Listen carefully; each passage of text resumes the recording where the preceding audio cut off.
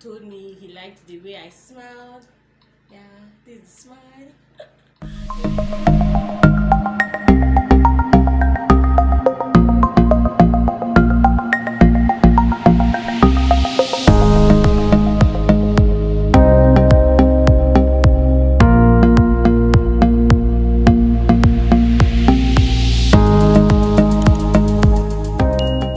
Hello, my name is Dorcas Agada.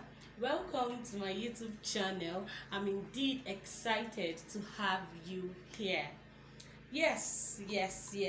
For those who don't know me, this is me. So today I'm not entering any role or I'm not doing any kind of spoken words. I am here as me. And yes, this is me, Dorcas Agada.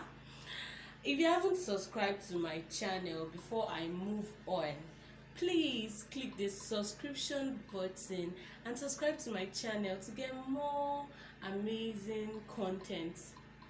Today we'll be having story time, the very first on my channel. Story. Alright, so there was this day at work. This young man came by. Yes, to me I would say he is young. He's quite young. Let's say in his late 30s or thereabout. And he came down from his car. He actually asked me if I had a particular engine oil which was not in stock at that time. So I told him once we get it, I would contact him. And then he requested for my contact, so I gave it to him. And that was it. He called me later in the evening and asked me a few details about myself. What's your name? What do you do? Where do you school? And blah blah blah blah blah blah. Fast forward to the next day, he came around again and I was like, oh, why is this guy around? Like, why is he here again? And then he was like, he just passed by and he felt like stopping by to say hi. I said, alright, thank you very much for stopping by. The oil has not arrived yet, so he left.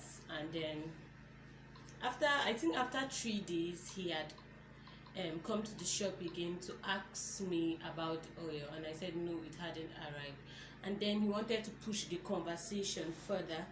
He told me he liked the way I smiled. Yeah, this is the smile. He liked the way I smiled, and then he said he liked some other things about me, and I was grateful. I said thank you so much. It's really beautiful to know you like these things about me and stuff. So along the line of conversation, like, he was just so responsible. Like, you could feel the whole responsible thing around him. So I asked him, are you a pastor? Or are you, I don't know. And he was like, why would you think that? Like, why would you think that? So I said, okay, fine, that was okay. And we got talking. Like, he was becoming my really good friend, yes. And since it was going quite well between us, just friends talking, he calls me once in a while, he passed by my workplace and all that. But I kept insisting, what really do you do? So he started asking me, I want to go out with you. Can you meet me in this kind of place? Most times in the evening when he called, he started saying, won't you go out with me? Let's go and eat somewhere. Won't you come? There was a day he even said, okay, won't you meet me in a hotel and stuff? I'm like, whoa, okay. Then one day I told him, I'm usually free on Sundays. So you can see me in the afternoon on Sunday. And he was like, Sunday. I'm not sure I'll be free Sunday. So I was like, okay, fine, any day you're free on Sunday. And the next week again, I said Sunday, and he was like, Sunday. I'm not sure I'm free on Sunday. So it kept being frequent. And I asked him again, are you sure you're not a pastor or something? And he said, no, I am not any of these. And we just kept talking, and I couldn't see him because work and stuff, and he was not free on Sunday. This fateful day, I went to work, and around evening I had just gone to the supermarket close by to get something. So as I entered into the supermarket, The first person I was meeting was this particular guy, and he was putting on a cassock, and I froze like, whoa, who am I seeing? So and before I could talk, he was like, can we talk about this later? I was like, oh, okay. And so on, he called to explain, okay, you could come to my parish sometime, and I wasn't really bothered to get that. So that's where our story is ending today. And at this point, I would want to say a proverb.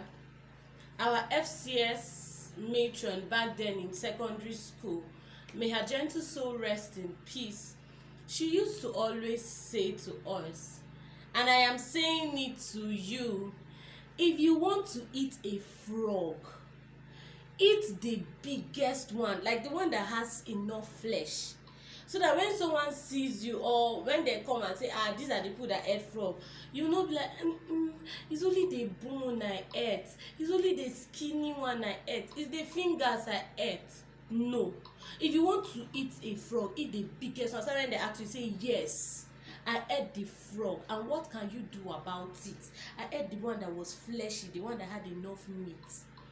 This is going out to those of us who live hypocritical lives. Like, why try to be who you're not? Why put on a mask for us to see, and then the inside you take off the mask, and then there's a lion inside of you ready to tear anything that comes its way? For God's sakes, we should live a very transparent life.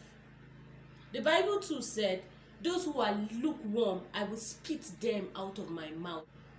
There is no point trying to be who you're not. Whosoever you represent, can you please represent them well?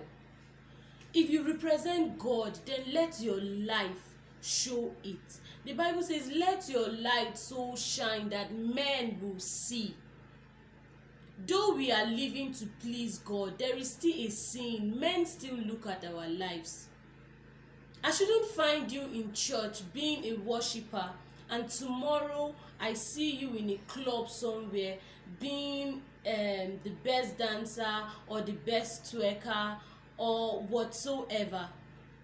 Let's live our lives pleasing God.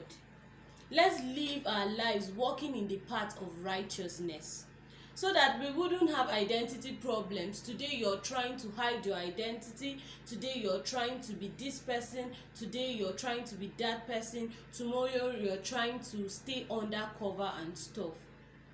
Let's live our lives plainly, that if a knife should go down your chest and your heart is being opened, people can actually see that, oh, this is who he is and this is who he was to the world. Yeah. We've come to the end of today's session. I hope you actually enjoyed watching. Please don't forget to subscribe. Drop a comment below if you learned something from this video. And don't forget to share the video with others. Thanks for staying till the end. I love you.